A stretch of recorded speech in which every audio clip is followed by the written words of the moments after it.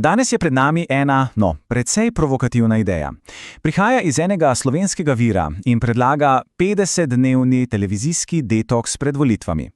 In glavno vprašanje, ki ga postavlja ta vir, je, kaj se pravzaprav zgodi, ko se odklopimo od medijev in kako to vpliva na lastno mnenje. No pa se kar lotimo. Da bi res razumeli, zakaj gre, je najbolje, da si pogledamo ta zanimiv kontrast. Na eni strani je RTV Slovenija, ki predlaga digitalni detoks. Zakaj? Ker naj bi bilo na spletu preveč informacij, ki potem otežujejo gledanje televizijskih soočenj. No, ta vir pa obrne zadevo na glavo. Predlaga TV detoks. Razlog? Ker naj bi bilo preveč televizijskih oddaj, tistih, ki otežujejo lastno razmišljanje. Torej, imamo dva popolnoma nasprotna pogleda na isto težavo. Poglejmo, kako je ta predlog strukturiran. Razdeljen je na 5 jasnih korakov. Najprej, kaj je sploh akcija TV Detox? Sledi izziv, 50 dni brez. Potem, seveda, navodila, kako se tega lotiti. Četrtič, kaj pričakovati na tej poti. In za konec, kakšen naj bi bil končni rezultat, lastno mnenje. Torej, prvi del, akcija TV Detox. Osnovno dejanje. Ključno pri tem je, da ne gre za neko splošno idejo, ampak za zelo konkreten poziv k akciji, ki je časovno vezan na volitve. Gremo naprej na drugi del, na sam izziv. 50 dni brez. Kaj to pravzaprav pomeni v praksi? In tu je ta magična številka. 50. To je osrednji del celotnega predloga. Ne teden, ne mesec, ampak polnih 50 dni brez televizije. Ideja je, da je to obdobje dovolj dolgo za popoln odklop od medijskega vpliva tik pred pomembno odločitvijo. Časovnica je pa tudi zelo natančno določena. Vse skupaj naj bi se začelo 3. februarja 2026.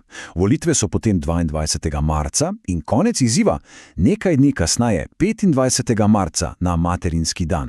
Zanimiva izbira datumov, ki res objame celotno volilno obdobje in mu dajo še nek simboličen okvir. V redu, zdaj pa k praktičnemu delu. Kako se tega sploh lotiti? No, vir je tukaj zelo specifičen in ponuja natančna navodila za izvedbo. Vse skupaj je razdeljeno na 3 ključne ukrepe. Prvi je fizični, drugi mentalni in tretji socialni. Vsak cilja na en specifičen del problema. Začnimo s fizičnim korakom. Ta je res radikalen. Ne gre samo za to, da se ne gleda, ne. Predlog je, izklopi TV iz vtičnice. Odstrani kabel in na vtičnico nalepi listek vklop 25. marca 2026. In pravilo je absolutno, nobenih izjem. Niti za minuto, niti samo za poročila. Cilj je ustvariti pravo fizično oviro. Potem pa pridemo do drugega koraka, mentalne akcije. Tukaj se fokus popolnoma obrne navznoter.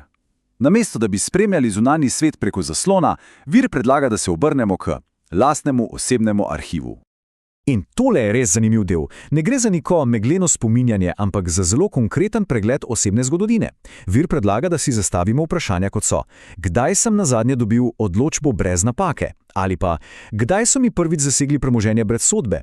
Katera stranka je bila na oblasti, ko sem izgubil stanovanje, službo, upanje? Kolikrat sem plačal kazen, ker nekdo drug ni opravil svojega dela? Ali pa, koliko neprespanih noči so mi povzročile napake Fursa? Bistvo je, da se poglobimo v lastno osebno zgodovino, ne v tisto, ki jo vsak dan servirajo mediji. Tretji korak pa je socialna akcija. Ideja je preprosta, a močna. Namesto pasivnega gledanja televizije, aktivni resnični pogovori. Pogovor z družino, ampak tokrat brez televizije v ozadju. Pogovor s sosedi, ki so morda tudi v tem izzivu. In, kar je zanimivo, pogovor s starši o tem, kako je bilo pred letom 1990. Gre za obujanje prave, neposredne komunikacije. V redu, imamo navodila. Ampak vir gre še dlje. Ne pove samo, kaj narediti, ampak tudi, kaj pričakovati. Kakšno naj bi bilo to 50-dnevno potovanje? In časovnica preobrazbe je res zanimiva. Po 7 dneh naj bi se glava razbistrila, večeri postali daljši, spomini naj bi se začeli vračati. Po 2 tednih naj bi prišla faza jeze na sistem, na plano naj bi prišla vprašanja, ki so bila dolgo potlačena. Po 1 mesecu pa naj bi se začela oblikovati lastna slika realnosti brez medijskih filtrov.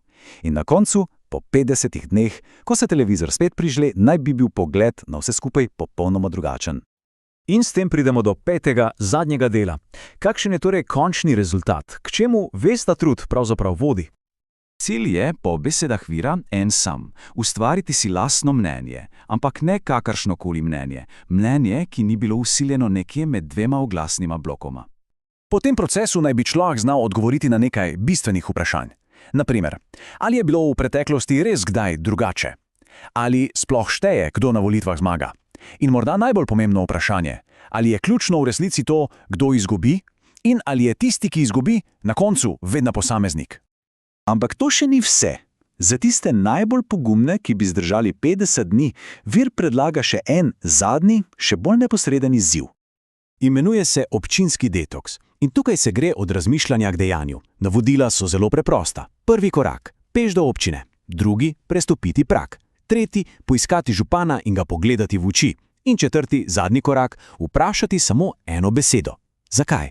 Brez medijev, brez kamer, samo neposredno vprašanje, ki čaka na odgovor. In celotna ta razlaga se zaključi s tole. Precej močno, skoraj poetično izjavo. Prižem luč. Ugasnem TV. Vidim. In tokrat vem, da je dovolj. In morda je to tista misel, ki ostane. Kaj v resnici pomeni videti, ko vsi zasloni okoli nas končno ugasnejo?